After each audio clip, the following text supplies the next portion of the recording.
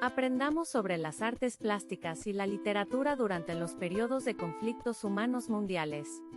Iniciaremos conociendo las definiciones básicas y comenzaremos con las artes. Son el medio por el cual los individuos expresan sentimientos, emociones, pensamientos e ideas.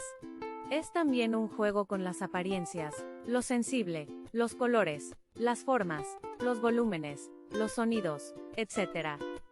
Una de las características más sobresalientes del arte del siglo XX fue el impacto sobre la vida cotidiana.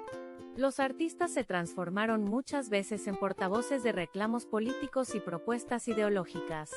Por otra parte, el arte se convirtió en una mercancía, en una de las formas de inversión favoritas.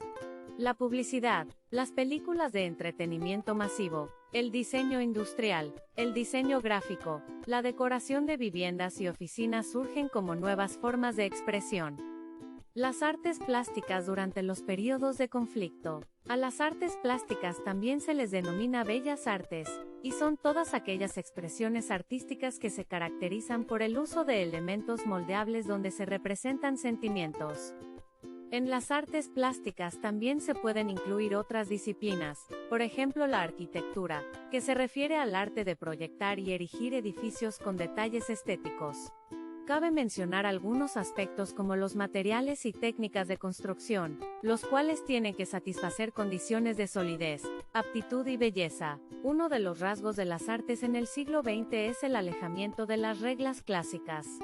El arte brota de una sociedad fuertemente impactada por los acontecimientos históricos. Dos guerras mundiales, la Gran Depresión económica, la llegada del ser humano a la Luna, no quedan fuera del contexto de las artes.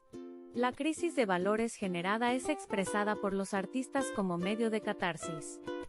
En las artes plásticas destacan por ejemplos, Picasso, Dalí, Bacon, Renoir, Theo, Rothenberg, Miro, Kandinsky, Kahlo, Rivera y Magritte en pintura.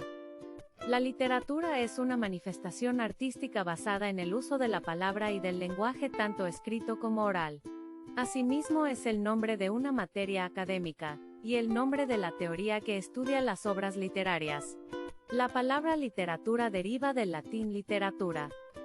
Con este término también se conoce al conjunto de las producciones literarias, por ejemplo, de un país, una lengua o una época. Por extensión, se utiliza además para referirse al conjunto de obras que tratan sobre un tema determinado.